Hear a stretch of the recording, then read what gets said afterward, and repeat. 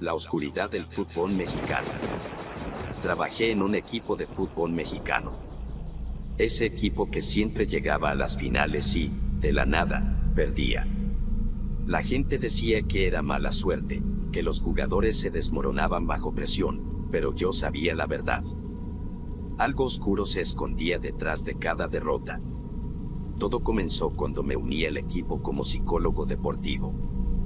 Mi trabajo era ayudar a los jugadores a manejar el estrés, pero pronto me di cuenta de que el estrés no venía de los partidos, sino de algo mucho más siniestro. Los jugadores llegaban a mis sesiones con los nervios de punta, mirando constantemente sus teléfonos, como si esperaran algo terrible. Al principio, no entendía por qué, hasta que uno de ellos, un defensa, me mostró un mensaje que había recibido: si ganas, pierdes todo. El mensaje se autodestruyó segundos después, como si nunca hubiera existido. El jugador me confesó que no era el único. Todos los jugadores recibían esos mensajes. Algunos eran amenazas directas: tu familia está en peligro. Otros, promesas vacías: pierde y recibirás tu porcentaje. Pero lo más aterrador era que los mensajes siempre llegaban de números desconocidos, imposibles de rastrear, y desaparecían antes de que pudieran mostrárselos a alguien más. Los jugadores estaban atrapados en una red de miedo y corrupción. Un día, decidí investigar por mi cuenta. Fue entonces cuando descubrí la Deep Web. En un foro oscuro, encontré un sitio de leaks del fútbol mundial. Allí, había archivos clasificados de equipos de todo el mundo, incluyendo el nuestro. Informes psicológicos, contratos secretos, grabaciones de reuniones privadas. Todo estaba allí, expuesto para quien supiera buscarlo. Pero lo que más me impactó fue una carpeta con el nombre de nuestro equipo. Dentro, había documentos que detallaban cómo se manipulaban los partidos. Órdenes directas desde arriba, como ellos lo llamaban. Personas de alto poder, conectadas con el crimen organizado, que decidían cuándo y cómo perderíamos. Los jugadores no tenían opción. Si se negaban, sus familias recibían visitas inesperadas. Si obedecían, les prometían un porcentaje de las apuestas, pero nunca veían un peso. El miedo los consumía. El jugador me contó que, en una final, el equipo iba ganando 2-0 al medio tiempo. En el vestuario, el director general entró con una mirada fría y dijo: les queda un tiempo para dar la vuelta al marcario. Si no lo hacen, saben lo que pasa. Nadie habló. Nadie se quejó. Les empataron 2-2, y perdieron en penales. Pero no todos aguantaron la presión. Un delantero, cansado de vivir con miedo, intentó denunciar lo que ocurría.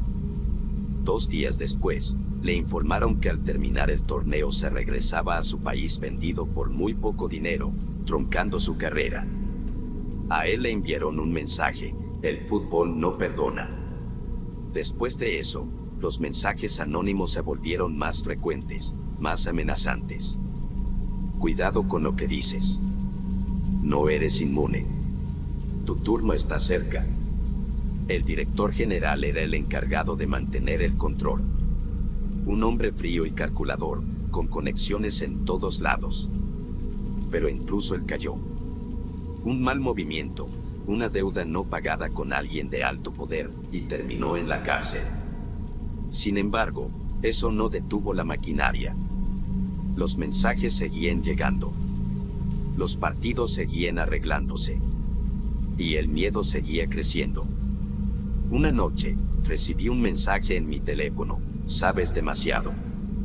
Intenté borrarlo, pero desapareció antes de que pudiera hacerlo. Al día siguiente, encontré mi oficina revuelta. Mis archivos, mis notas, todo estaba allí, pero algo se sentía diferente. Como si alguien hubiera estado revisando cada detalle de mi vida. Desde entonces, vivo con la sensación de que me están vigilando. Cada llamada desconocida, cada mensaje que llega, me hace preguntarme si será el último. El fútbol es un negocio sucio, y la Deep Web es su archivo secreto. Allí, en lo más profundo de Internet, se guardan los secretos que nadie quiere que salgan a la luz. Pero yo los he visto. Y ahora, no puedo escapar. La liquidación final. Siempre fui un adicto a los descuentos y ropa barata. Desde que descubrí las tiendas de segunda mano, mi armario se llenó de prendas con historia. Chaquetas de cuero gastadas, botas con cicatrices de otro dueño, camisas con aroma a décadas pasadas. Cada prenda era un tesoro, un fragmento de alguien más que ahora me pertenecía. Pero nunca imaginé que mi obsesión me llevaría hasta Dolastrar, una tienda oculta en lo más profundo de la Deep Web. No fue fácil encontrarla. Navegando en foros, tropecé con un hilo titulado Ropa con Alma. Hablaban de una tienda que vendía prendas únicas, cada una con una historia que contar. Al principio, pensé que era solo otra leyenda urbana, pero la curiosidad me ganó. Después de saltar por varios enlaces cifrados y usar un navegador especial, llegué a la página. No tenía interfaz llamativa ni anuncios. Solo un fondo negro, una tipografía monótona y una frase de bienvenida escalofriante. Cada prenda tiene una historia. Algunas aún la están contando. Los precios eran absurdamente bajos. Abrigos de diseñador por menos de $10, relojes de oro a precio de imitación. Pero había una condición, solo podías comprar en paquete sorpresa, sin elegir qué te llegaría. No sabía si recibirías un suéter, un par de zapatos o un abrigo. Era como jugar a la ruleta rusa, pero con ropa. Y yo, siempre buscando una ganga, no pude resistirme. Mi primer pedido llegó en una bolsa negra con olor a desinfectante. Dentro, encontré un suéter de lana con un pequeño rasguño en la manga y un pantalón de mezclilla con manchas oscuras en los bolsillos. No le di importancia. Lo lavé y lo usé al día siguiente. Esa noche, tuve un sueño extraño. Veía a un hombre sin rostro cayendo por un puente. Sentí su pánico, el viento helado en su piel, el golpe contra el agua. Desperté ahogado en sudor, con un dolor inexplicable en las costillas. Me miré en el espejo y noté algo extraño. Mis ojos parecían más oscuros, como si algo se hubiera apoderado de mí. Pero lo atribuí al cansancio y seguí con mi vida. El segundo pedido llegó una semana después. Esta vez, un vestido de noche con una rasgadura en el abdomen. Hermoso, pero impregnado con un olor a hospital. Apenas lo toqué, una imagen me atravesó la mente, una mujer en una camilla, médicos gritando, sangre empapando el satén. Me sacudí la visión, pero el olor persistió, como si estuviera impregnado en mi nariz. Decidí investigar. Busqué en la web, pero no había rastro de Dolastrar. La página había desaparecido como si nunca hubiera existido. Intenté rastrear el correo electrónico de confirmación, pero estaba vacío. No había dirección, no había teléfono, no había nada. Solo las prendas, que ahora ocupaban un rincón de mi armario. Las noches se volvieron insoportables. Cada vez que me ponía una de esas prendas, los sueños regresaban. Ya no eran solo imágenes fugaces, eran experiencias completas. Sentía el dolor de los demás, su miedo, su desesperación. Una noche, soñé con un niño que se ahogaba en un lago. Otra, con una mujer que se prendía fuego en su cocina. Cada mañana, despertaba con moretones inexplicables, cortes pequeños o quemaduras en la piel. Intenté deshacerme de las prendas. Las quemé, pero el fuego no las consumió. Las doné, pero al día siguiente estaban de vuelta en mi armario, como si nunca se hubieran ido. Era como si estuvieran atadas a mí, como si yo fuera parte de su historia ahora. Una madrugada, después de otro sueño aterrador, me miré en el espejo con una de las chaquetas puestas. Sentí un escalofrío. No era mi reflejo el que me devolvía la mirada. Era el rostro de alguien más. Alguien que ya no estaba vivo. Sus ojos vacíos me observaban, su boca se movía como si quisiera decir algo, pero no salía ningún sonido. Y entonces, comprendí. Dolastrad no vendía ropa. Vendía historias. Historias de personas que habían muerto de manera trágica, violenta, inexplicable. Y ahora, esas historias se estaban fusionando con la mía. Yo era su nuevo protagonista, su nuevo narrador. Pero lo peor no era eso. Lo peor era que, cada vez que me ponía una de esas prendas, sentía que algo se acercaba. Algo que no era humano. Algo que esperaba pacientemente a que las historias se completaran, a que yo me convirtiera en una más. Ahora, escribo esto desde mi habitación, rodeado de prendas que no puedo tirar, de historias que no puedo olvidar. Sé que no tengo mucho tiempo. Cada noche, los sueños son más intensos, más reales. Y cada mañana, veo menos de mí en el espejo. Porque yo ya no soy yo. Soy ellos. Soy sus historias. Y pronto, seré solo otra prenda en Dolastrad, esperando a que alguien más caiga en la trampa. El último enlace. Era una noche fría y lluviosa. Daniel, un joven programador obsesionado con los misterios de Internet, decidió adentrarse en la Deep Web. No era la primera vez que lo hacía, pero esa noche buscaba algo diferente, un foro oscuro del que había oído hablar en rumores. Un lugar donde, supuestamente, se podía acceder a lo que nadie más había visto. Tras saltar varias capas de encriptación y usar un software especial, encontró lo que buscaba, un enlace titulado ¿Quieres saber la verdad? Sin pensarlo dos veces, hizo clic. Al principio, todo parecía normal. El sitio era minimalista, con un fondo negro y texto blanco. Un mensaje apareció en pantalla: Bienvenido, Daniel. Sabíamos que vendrías. Se sintió incómodo. ¿Cómo sabían su nombre? Decidió ignorarlo y seguir explorando. El sitio tenía secciones extrañas: tus peores miedos, lo que ocultas, el precio de la verdad. Clic en la última. Una nueva pantalla apareció. Para continuar, debes aceptar las reglas. 1. No podrás cerrar el navegador. 2. No podrás pedir ayuda. 3. Si intentas escapar, te encontraremos. Daniel, incrédulo pero intrigado, aceptó.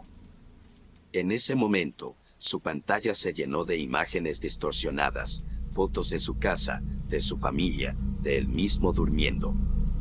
Alguien lo estaba vigilando. De repente, un chat se abrió. Un usuario llamado admin le escribió: Hola, Daniel. ¿Listo para jugar? El juego era simple. Daniel debía responder preguntas personales. Si mentía, algo malo ocurría en su casa. La primera pregunta apareció: ¿alguna vez has engañado a alguien que amas? Él escribió no. Inmediatamente, escuchó un golpe en su puerta. Al abrir, encontró una foto de su novia con una nota: no mientas. Aterrorizado, Daniel intentó cerrar el navegador, pero no funcionó. Su computadora estaba bloqueada. El chat continuó: segunda pregunta, ¿qué es lo peor que has hecho? Esta vez, Daniel respondió la verdad: robé dinero de mi trabajo. La pantalla parpadeó, y una nueva pregunta apareció: ¿por qué lo hiciste? Él escribió: porque necesitaba pagar deudas. De repente, las luces de su casa parpadearon. Escuchó un susurro detrás de él, pero al darse la vuelta, no había nadie. El admin no se detuvo. Las preguntas se volvieron más personales, más oscuras. ¿Has lastimado a alguien físicamente? ¿Alguna vez has deseado la muerte de alguien? Cada respuesta de Daniel desencadenaba algo en su casa, puertas que se abrían solas, sombras que se movían en los rincones, voces susurrando su nombre. Desesperado, Daniel decidió destruir su computadora. Agarró un martillo y golpeó la pantalla hasta que se apagó. Respiró aliviado, pero entonces su teléfono sonó. Era un mensaje de un número desconocido. El juego no termina hasta que yo lo diga. En ese momento, escuchó pasos detrás de él. Al darse la vuelta, vio una figura oscura parada en la puerta de su habitación. No podía distinguir su rostro, pero sentía su mirada fija en él. La pantalla de su teléfono se encendió de nuevo. Gracias por jugar, Daniel. Nunca se supo qué le pasó a Daniel. Su computadora fue encontrada destruida, y su casa estaba vacía. Lo único que quedaba era su teléfono, con un mensaje repetido una y otra vez: el juego continúa. Los vecinos dijeron haber escuchado gritos esa noche, pero nadie se atrevió a investigar. Y aunque la policía cerró el caso, el enlace a el último enlace seguía apareciendo en computadoras de todo el mundo, siempre con el mismo mensaje: ¿quieres saber la verdad? Los archivos perdidos de Tamaulipas. Tenía 17 años y vivía en Reynosa, Tamaulipas. Mi vida era aburrida, como la de cualquier otro estudiante de preparatoria que pasaba más tiempo en internet que en la calle. No tenía vicios, no salía de fiesta y tampoco me metía en problemas. Hasta que una noche, navegando en la Deep Web, encontré algo que no debía haber visto. Era un servidor gubernamental, oculto tras capas de cifrado mediocre, titulado INA-reservado-1974. Me sorprendió lo fácil que fue entrar. Dentro, encontré miles de documentos sobre excavaciones arqueológicas en México, pero uno captó mi atención de inmediato: estructuras subterráneas en Tula y la Sierra de Tamaulipas, expediente 1974-001, restringido. Lo abrí y lo primero que vi fueron fotos en blanco y negro de una excavación. Pero no era un sitio arqueológico normal. Bajo la tierra, escondidas en una zona que oficialmente nunca había sido explorada, había pirámides intactas, con inscripciones que no parecían de ninguna cultura mesoamericana conocida. Los textos hablaban de estructuras con bloques de piedra cortados con precisión imposible para la época. Algunas tenían símbolos parecidos a circuitos electrónicos. Había un informe de un antropólogo mencionando objetos de un material desconocido, con propiedades similares al titanio, pero más ligero. Lo más inquietante fueron las últimas páginas del expediente: zona asegurada. Excavaciones prohibidas por intervención extranjera. Contacto con objetos anómalos clasificados como alta prioridad. Y una nota final: no difundir. Observación directa resultará en sanción inmediata. Ahí debía haberme detenido. Pero hice algo estúpido: descargué las fotos y el informe. Esa misma noche, mi computadora se apagó sola. Al intentar encenderla, apareció un mensaje en la pantalla negra: desconéctate. No sabes lo que estás viendo. Mi estómago se hizo un nudo. Desenchufé el módem, apagué el celular y traté de dormir. Pero el miedo no me dejó. Al día siguiente, noté algo raro. Un coche negro estaba estacionado frente a mi casa. Pensé que era paranoia, pero el mismo auto apareció en la esquina de mi escuela. Y luego llegaron los mensajes. Correo sin remitente. Mensajes de números desconocidos: elimina los archivos. No vuelvas a abrirlos. Sabemos dónde estás. No hagas que esto empeore. Ya no era paranoia. Me estaban vigilando. El verdadero terror empezó cuando me llegó un correo en ruso: te hemos estado observando. Lo que descubriste es real. No confíes en tu gobierno. Podemos ayudarte, pero primero debes colaborar. Los rusos sabían que había visto los archivos. Me ofrecían protección a cambio de información. Pero, ¿cómo sabían? Entonces entendí. Los demás países ya estaban metidos en esto. Las excavaciones en Tula y la Sierra de Tamaulipas no estaban bloqueadas solo por México, sino por gobiernos extranjeros. Estados Unidos, Rusia y quién sabe quién más tenían interés en lo que había bajo la tierra. Lo que sea que encontraron en esas pirámides no debía ser investigado por mexicanos. Y yo, un simple estudiante que había entrado por error, estaba en su lista de personas que debían ser silenciadas. Unos días después, mientras intentaba olvidar todo, vi una noticia en la televisión: microsismos en la región de Tula, con límites con San Luis Potosí, alertan a las autoridades.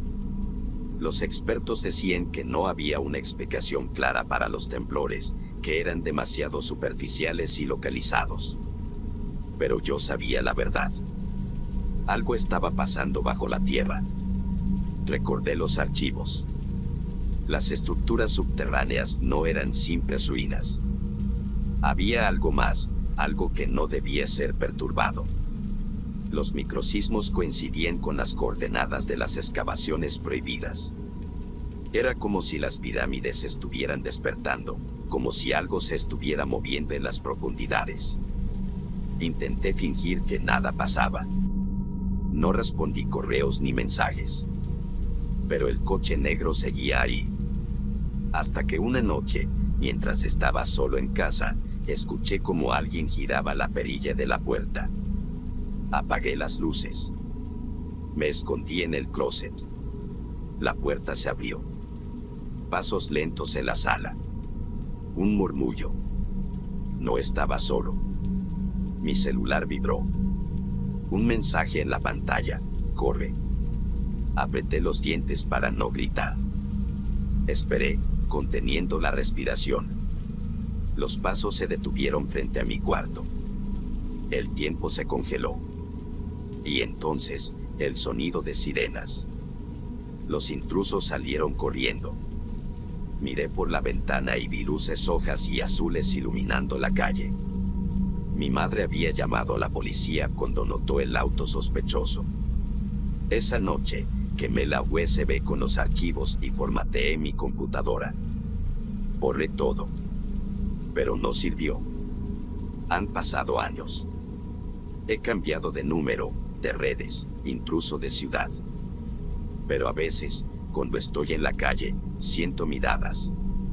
A veces, cuando estoy solo en casa, escucho el crujido de la madera, como si alguien estuviera ahí. Y de vez en cuando, recibo un correo sin remitente: aún estás en la lista. Y sé que nunca voy a estar completamente a salvo. Porque lo que vi, lo que existe bajo la tierra en Tamaulipas, no debía ser descubierto. Y ellos se encargarán de que nadie más lo haga. Los microsismos continúan. Cada vez son más frecuentes, más intensos. Las autoridades dicen que no hay de qué preocuparse, pero yo sé la verdad. Algo se está moviendo bajo la tierra.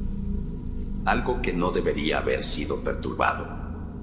Y cuando finalmente salga a la superficie, nadie estará a salvo.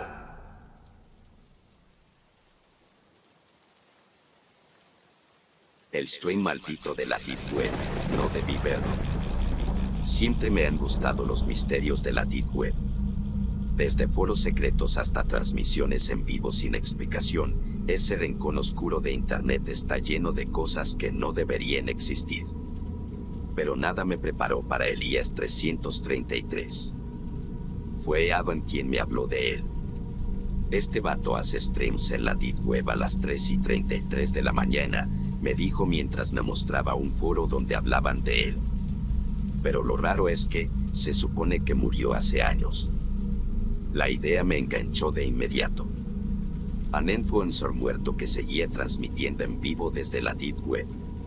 Sonaba como una broma elaborada, pero si había algo que había aprendido en estos rincones de Internet, era que algunas cosas no tenían explicación racional.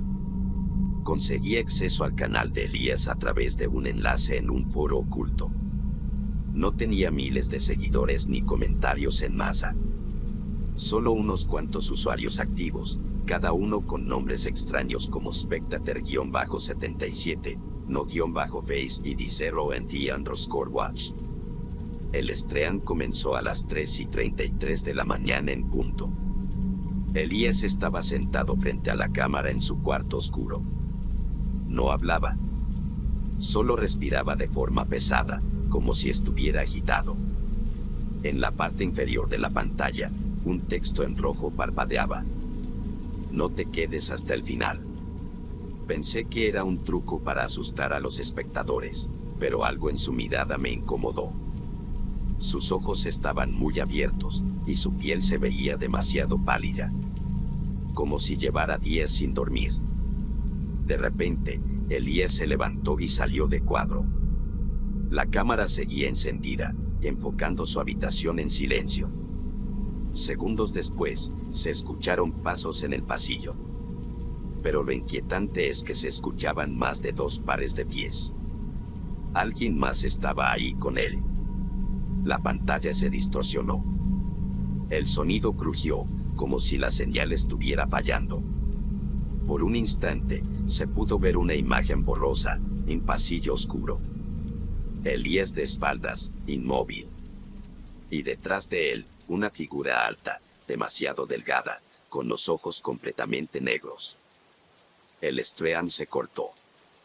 Pasé horas tratando de encontrar más información sobre Elías. Su canal en la Deep Web no tenía descripción, ni enlaces, ni redes sociales. Pero en un foro viejo encontré un hilo de hace 3 años. El título me heló la sangre. Stream desaparece en vivo. Censurado en todos los medios. Abrí la publicación y encontré capturas de pantalla. Eran de un stream de Elías en 2013. En una de las imágenes se veía su cuarto, exactamente igual que el de la transmisión que yo vi. Pero lo peor fue el último comentario del hilo, de un usuario llamado Bitness-0. Elías murió esa noche. Su transmisión fue borrada de todos lados. Pero sigue apareciendo en la Deep Web, buscando a alguien más. No pude evitar volver a entrar al stream la siguiente noche. No podía evitarlo. La transmisión comenzó de la misma manera. Elías en su cuarto, con esa expresión tensa, sin decir una palabra. Pero esta vez, me miró directamente. No había duda. Sus ojos estaban fijos en mi cámara. Y entonces, susurró algo. Tú, estás viéndome. Mi pantalla parpadeó. La imagen se distorsionó. Mi webcam se encendió sola. Mi reflejo apareció en la esquina de la pantalla. Estaba dentro del stream. Apagué la computadora de golpe y me alejé temblando. Pero antes de que la pantalla se apagara por completo, vi un último mensaje aparecer en letras rojas. Ahora eres parte del stream. Desde entonces, a las 3:33 de la mañana, mi laptop se enciende sola.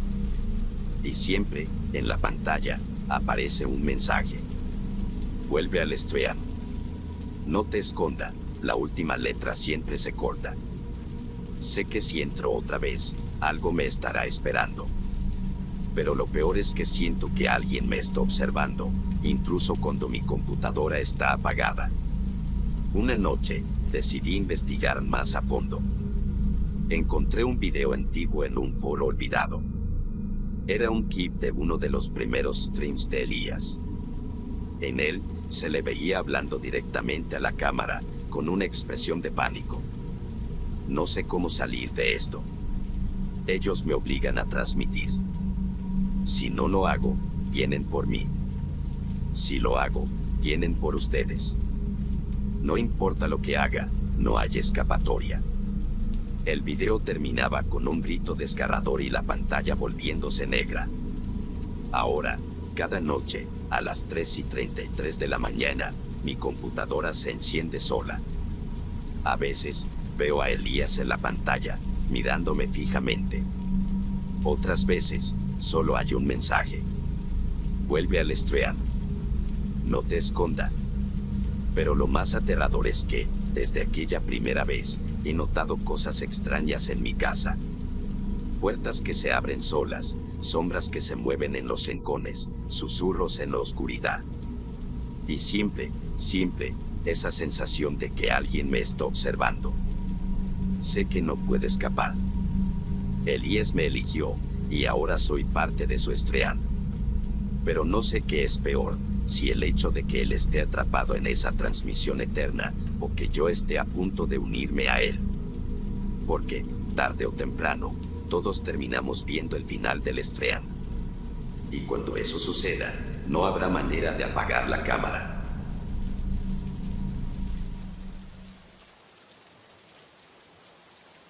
El Airbnb de la Deep Web.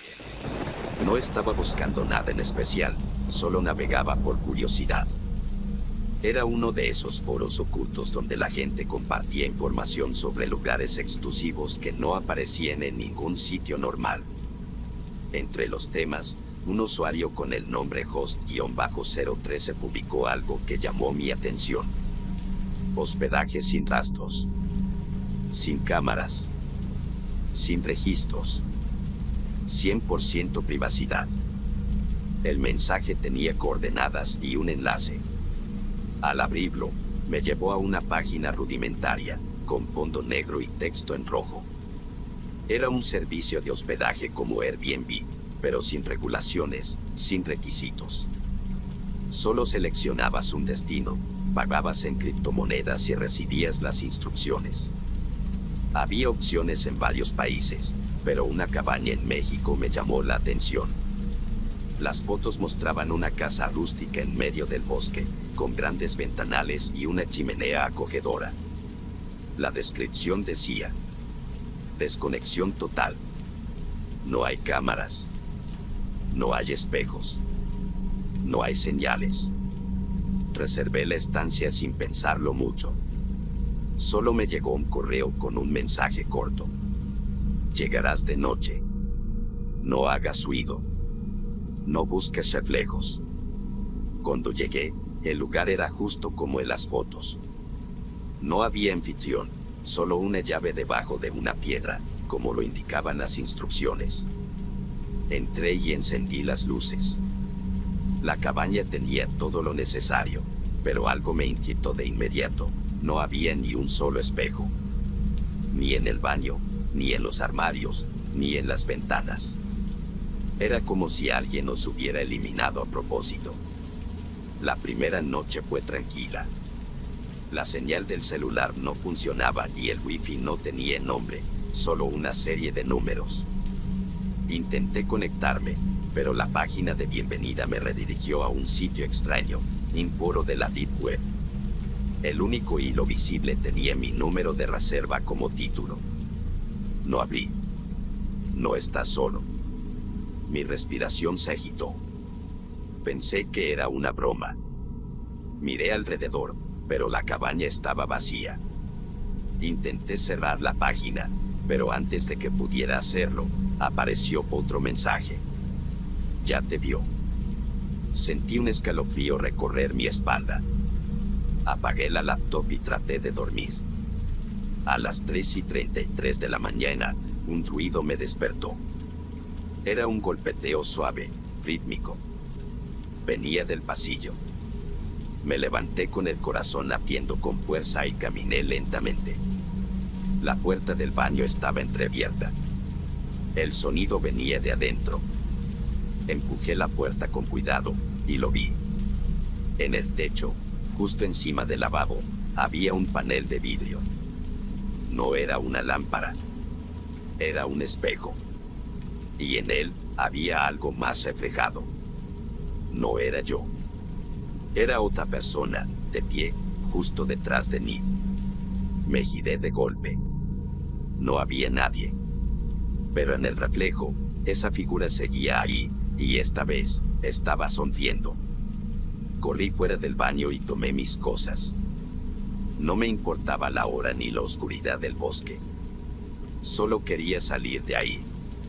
Cuando llegué a la puerta, escuché una última notificación en mi laptop. Un nuevo mensaje en el foro. No debiste verte en el espejo. Apagué todo y salí corriendo. Manejé sin parar hasta la ciudad. Nunca volví a ese lugar. Días después, intenté buscar la página donde había reservado la cabaña. No existía. La URL, los correos, todo había desaparecido. Pero cada noche, a las 3:33 de la mañana, mi teléfono vibra con una notificación. No tiene remitente. Solo un mensaje. Sigues reflejado. El kick más caro de su vida. Adrien nunca creyó en lo sobrenatural.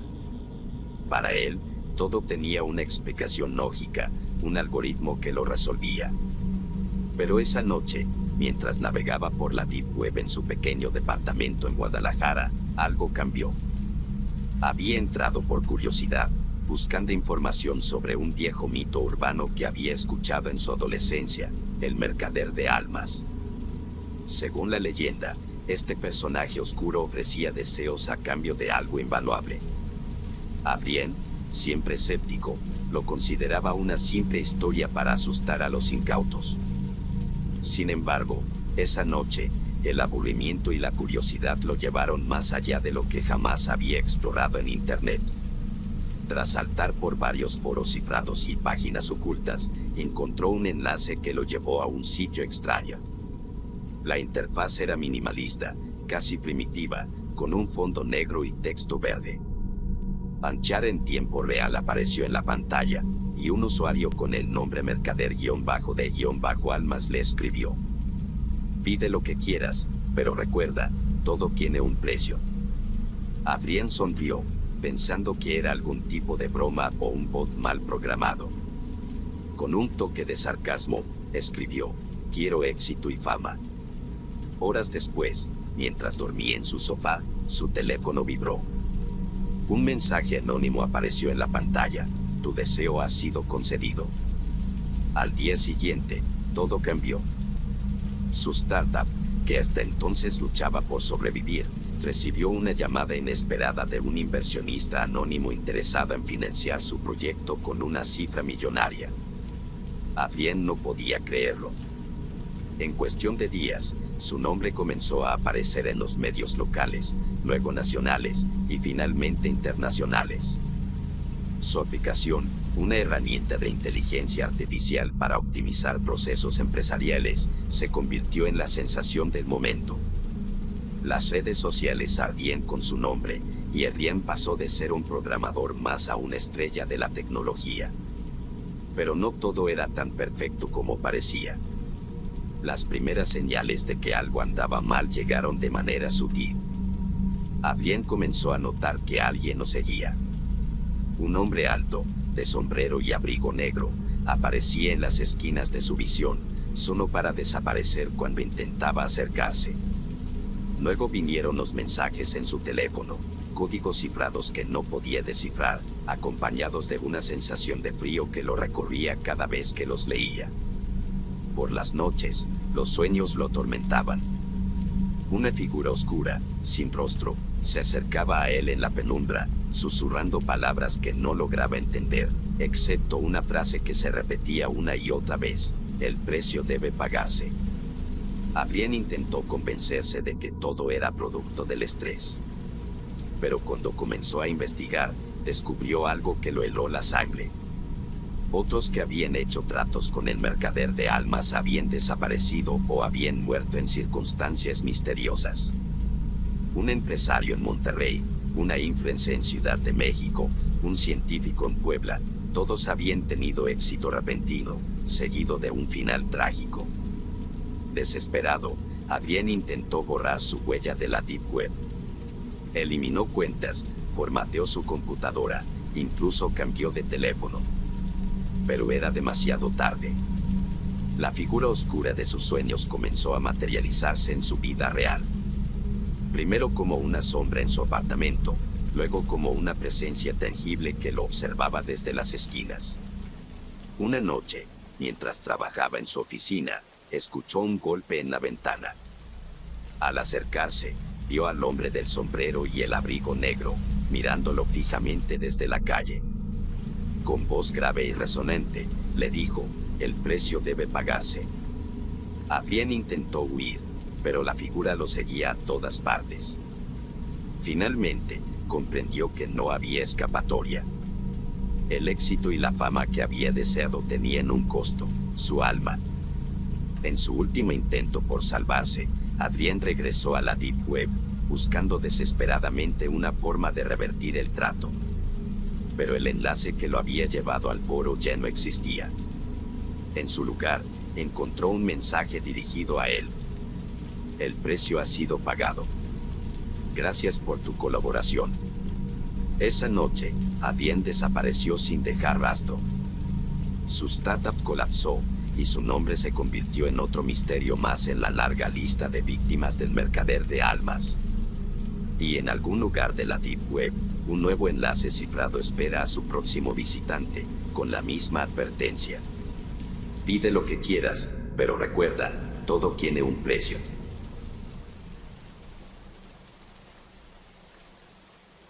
La zona roja de la Deep Web.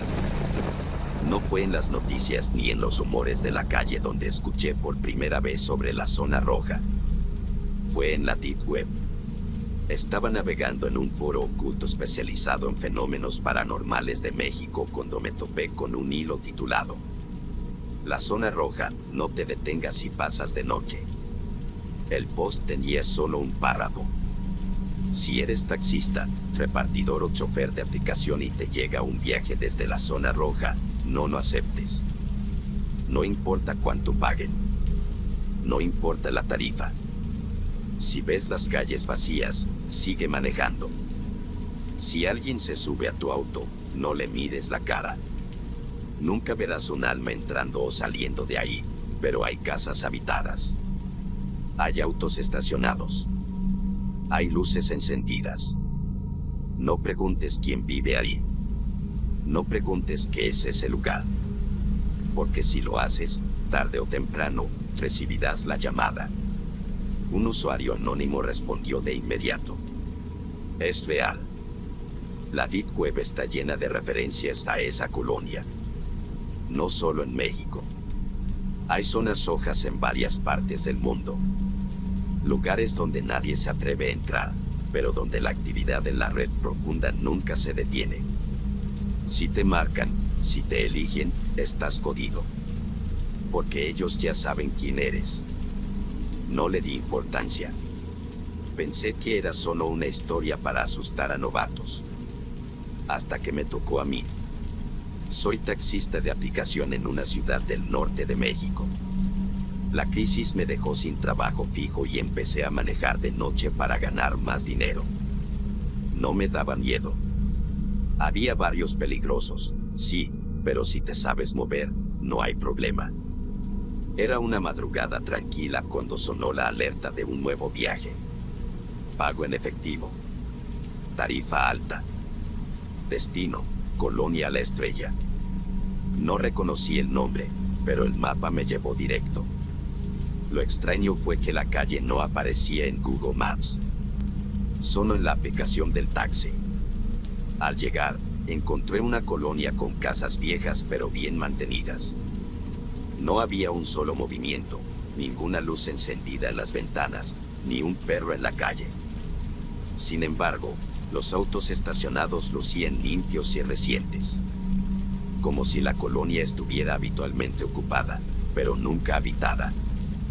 Frené frente a una casa. En la aplicación decía que el pasajero ya estaba en camino, pero no había nadie afuera. Bajé la ventana. El aire estaba denso, con un olor extraño a tierra húmeda y metal oxidado. Entonces, la puerta trasera se abrió y alguien se sentó. No lo vi venir. No escuché pasos. Solo sentí su presencia detrás de mí. Buenas noches, dije, tratando de sonar casual. Silencio. El pasajero no dijo nada, pero la app marcó el destino automáticamente. Eran apenas 10 minutos de camino. Arranqué sin hacer preguntas. por el retrovisor, intenté verlo discretamente. Y mi cuerpo se congeló. No tenía rostro.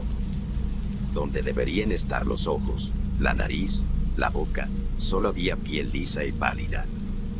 El miedo me paralizó. Quise frenar, pero algo dentro de mí me obligó a seguir manejando. No le mires la cara. Las palabras del foro resonaron en mi cabeza. Mantuve la vista en el camino hasta que llegamos a una avenida principal. El pasajero simplemente se bajó. No pagó. No habló. Cuando me atreví a mirar por el retrovisor, ya no estaba. Esa noche no volví a trabajar.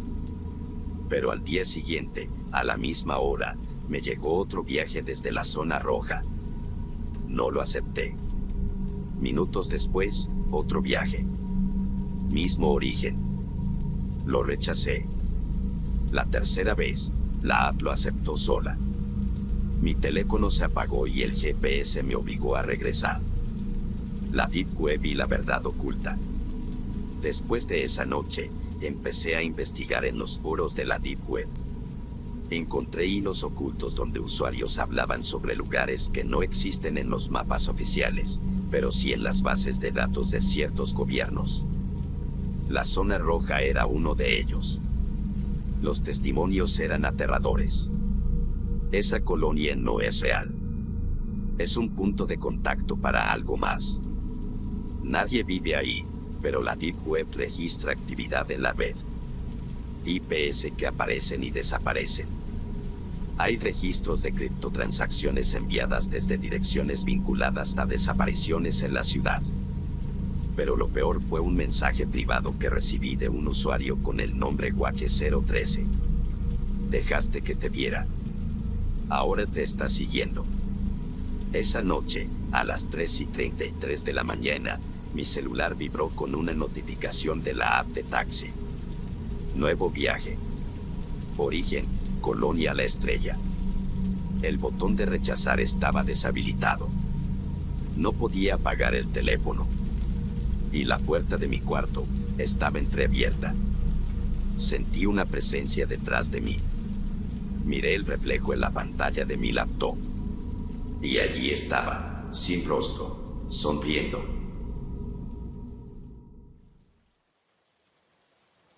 El corrector de errores. Eduardo siempre había sido un hombre de palabras. Desde niño, las historias fluían en su mente como un río que nunca se secaba. Pero a los 35 años, ese río parecía haberse convertido en un charco estancado. Su primera novela, El eco del silencio, había sido rechazada por todas las editoriales a las que la envió. Los críticos la tacharon de pretenciosa y poco original. Aquel rechazo lo había marcado profundamente, y aunque siguió escribiendo, nunca logró recuperar la confianza en sí mismo. Ahora, trabajaba como corrector de textos para una pequeña revista local, lejos de los sueños de gloria literaria que alguna vez tuvo. Una noche, mientras navegaba por internet en busca de inspiración, Eduardo se adentró en la Deep Web.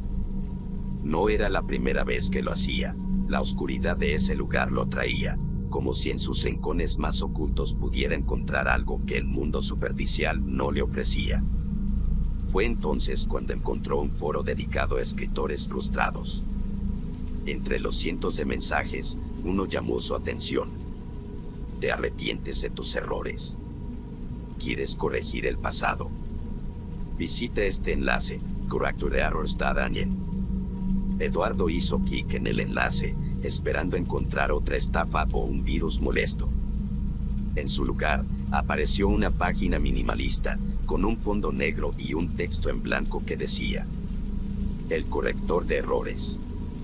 Un servicio para aquellos que deseen cambiar su destino.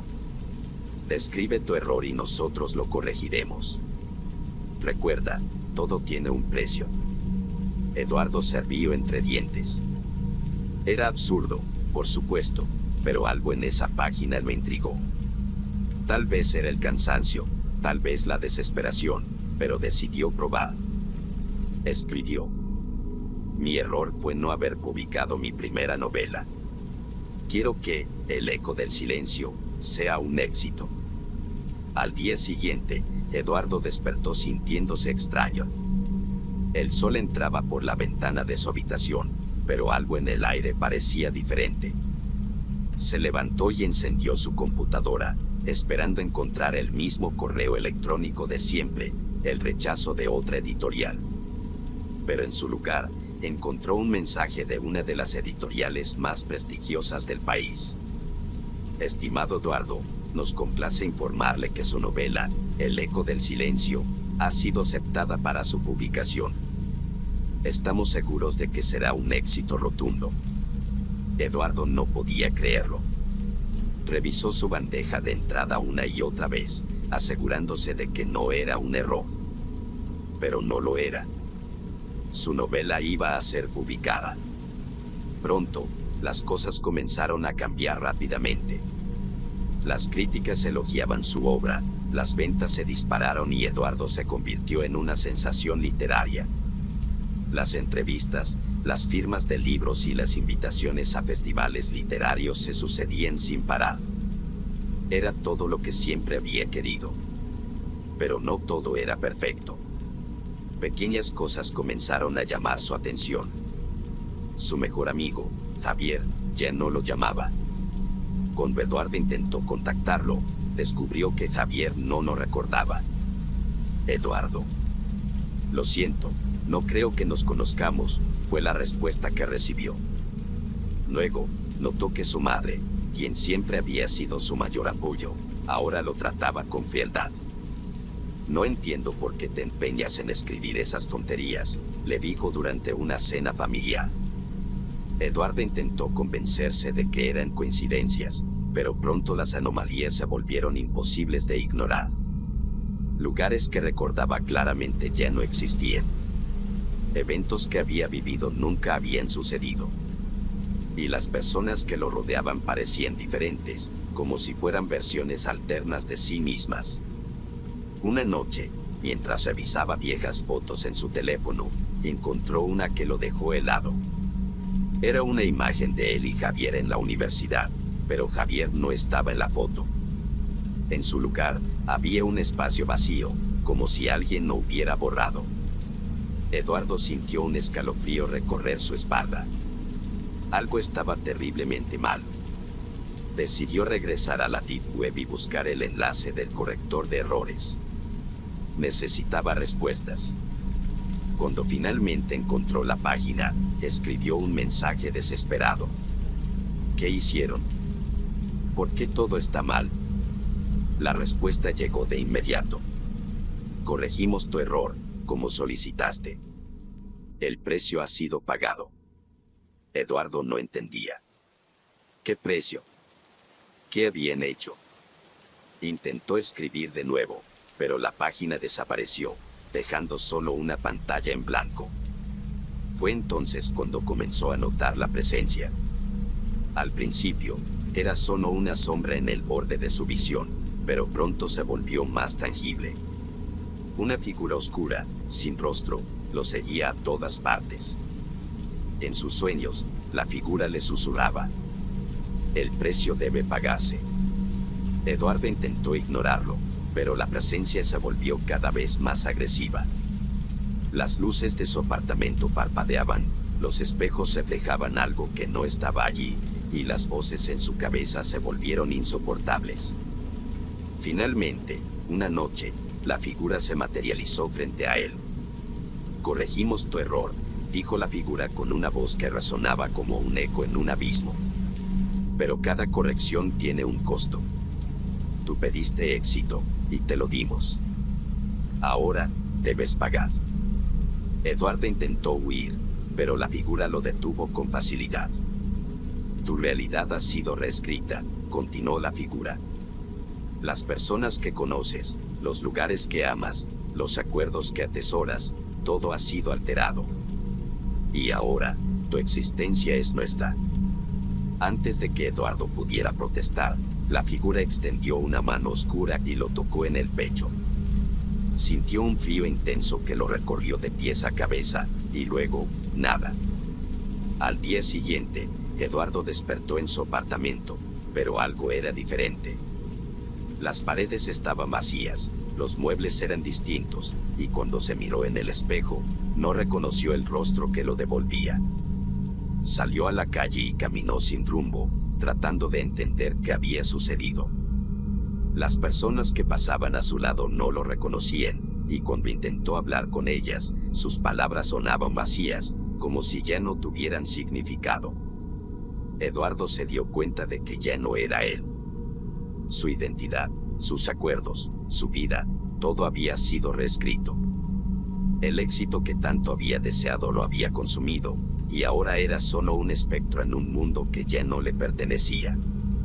En algún lugar de la Deep Web, el enlace del corrector de errores seguía activo, esperando a su próximo visitante.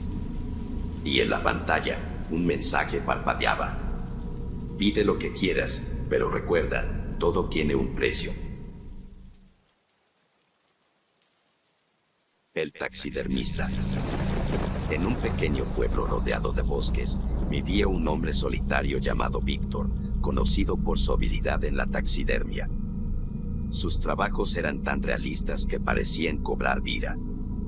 Pero Víctor tenía un secreto. En las noches, se adentraba en la Deep Web, donde ofrecía sus servicios en un foro oscuro llamado el Rincón de lo Inmortal. Un día, recibió un mensaje de un usuario anónimo: necesito que preserves algo especial. Te pagaré bien. Víctor aceptó, intrigado. Le enviaron una dirección y una hora, medianoche, en un almacén abandonado en las afueras del pueblo. Al llegar, encontró una caja grande en el centro de la habitación. Dentro había un cuerpo, pero no era un animal. Era un ser humano, perfectamente conservado, con una expresión de paz en su rostro. Víctor sintió un escalofrío, pero el dinero era demasiado tentador.